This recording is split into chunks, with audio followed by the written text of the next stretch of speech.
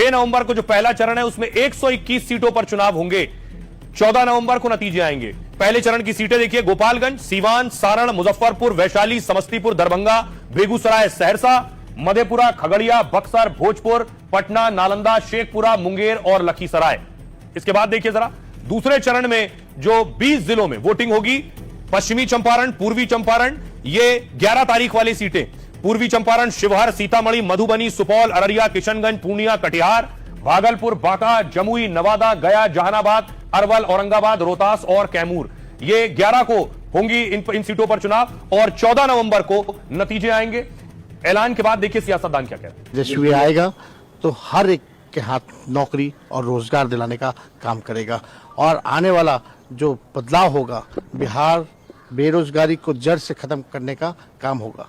ये उत्सव जो है अब आज से शुरू हो गया है और ये 14 नवंबर के रिजल्ट में ये आएगा। बातचीत करके चुनाव आयोग ने तय किया है और जो भी तिथियां तय की है वो राजनीतिक दलों से मशविरा करके की है, इसलिए सबको मानने की जरूरत है, किसी को इस पर ऑब्जेक्शन नहीं होना चाहिए। पूरे 5 साल या पूरे साल बच्चे ने तैयारी नहीं की परीक्षा की, लास्ट मिनट पे जो कर रहे हैं वो प्रधानमंत्री करते हुए दिखे, वो नीतीश कुमार करते हुए दिखे।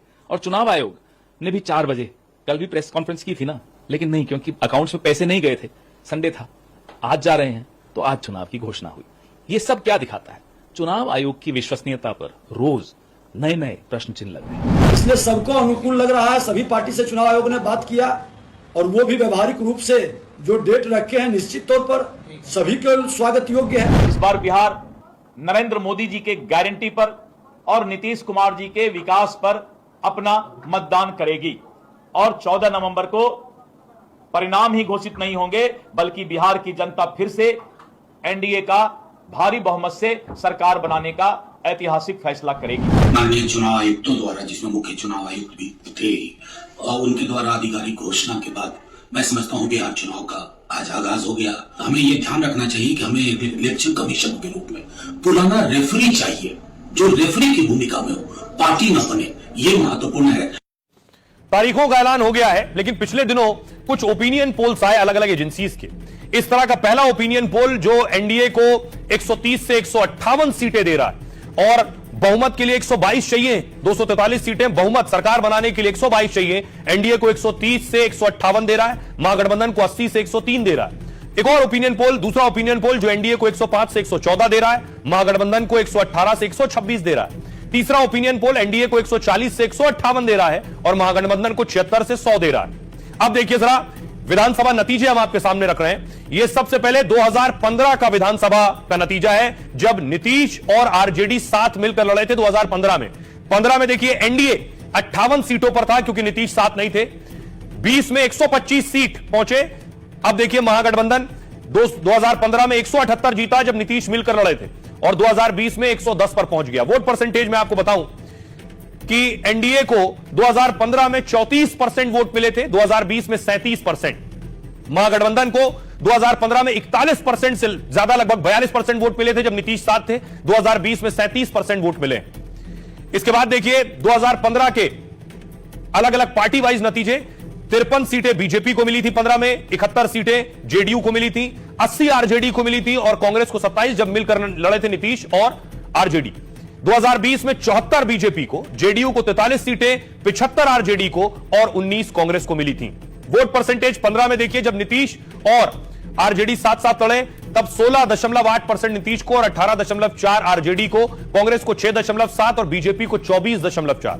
2020 का वोट परसेंटेज बीजेपी को 19.5% वोट मिले, जेडीयू को 15.4, आरजेडी को 23.1% और कांग्रेस को 9.5। आरजेडी को लग रहा है 20 में 23% वोट मिले। इस बार कुछ और बदलेगा, कुछ नया होगा, लेकिन तेजस्वी बेशक ये सोच रहे हो कि इस बार वो और आगे बढ़ेंगे 23% से आगे, लेकिन बीजेपी अलग सोचती है। दूसरी तरफ ओवैसी भी सवाल उठा रहे हैं कि तेजस्वी बहुत बड़ी गलती कर रहे हैं उन्हें साथ ना लाकर। सुनिए। हो गया, सत्ता बदलने जा रही है, बिहार बदलेगा। दलित समाज, आदिवासी समाजों ने ठान लिया है मौजूदा सरकार को उखाड़ फेंकना। सुन लो तेजस्वी, सुन लो राजद के नेता, हम तुमको बता रहे हैं तुम्हारी नादानी तुमको नुकसान पहुंचाएगी। तुम्हारा गुरूर और तुम्हारा तकब्बुर तुमको कमजोर करके रख देगा इंशाअल्लाह। तुम ये समझ रहे हो कि तुम सब कुछ कर जाओगे, तुम नहीं कर सकते। तुमको अगर बिहार में बीजेपी को रोकना है और बिहार में दोबारा मोदी और नीतीश कुमार की सरकार को अगर रोकना है तो तुमको ओवैसी और अख्तर अली खान का हाथ पकड़ना पड़ेगा। तो रही अब आपको बताऊं, बीजेपी ने पूरी तैयारी झोंक दी है। बाकायदा आज एक वैन शुरू की है बीजेपी ने, जो शहर शहर जाएगी। घोषणा पत्र के लिए बीजेपी की तैयारी है, घोषणा पत्र बनाने की तरफ बढ़ रही बीजेपी।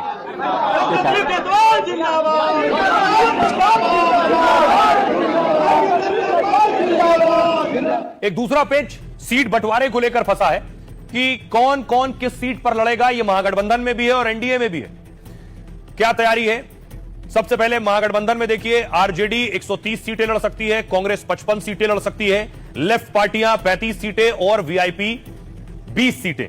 दूसरी तरफ एनडीए खेमे में बीजेपी और जेडीयू 203 सीटें के अंदर लड़ेंगी। एलजेपी, हम और आरएलएसपी को 40 सीटें मिलने की संभावना है। आइए आपको सुनवाऊं, सुनिए जरा सियासतदान क्या कह रहे हैं। सब बराबर है, ये पांचों हम लोग है ना, पांचों पार्टी बराबर है, इसमें कोई बड़ा छोटा नहीं। छठे सातवीं की भी गुंजाइश है? नहीं, जो अब है वही फाइनल है। जो हमारा सीट शेयरिंग का मामला है वो पूरा हो जाएगा और फिर बचे हुए सिटिंग सीट के बाद जो बचे हुए सीट हैं, जो हमारे भारतीय जनता पार्टी के कोटे में आएगा, हम उस पर फिर चर्चा का एक तिथि तय करके जल्द ही चर्चा करेंगे। घोषणा होगी तो हम लोग देखेंगे, जब तिथि आएगी सामने वो तो घोषणा करना ही, आज नहीं तो कल। सर कल आप लोगों ने लंबी बैठक की सर, ठीक है, अभी और चलेगा। कई बार होता है कि आपको हमारे सीट पर इंटरेस्ट है, कई बार है कि हमको उनके सीट पर इंटरेस्ट है, तो ये सारी मुद्दे को हम लोग निपटा रहे हैं और एकदम ट्रांसपेरेंसी के साथ, ओपन डिस्कशन के साथ, सारे ऑप्शन विंडो खोल करके हम लोग बात कर रहे हैं। अरे इसमें भी कोई कहने वाली बात है क्या? शुभ बोलो यार, हम हैं।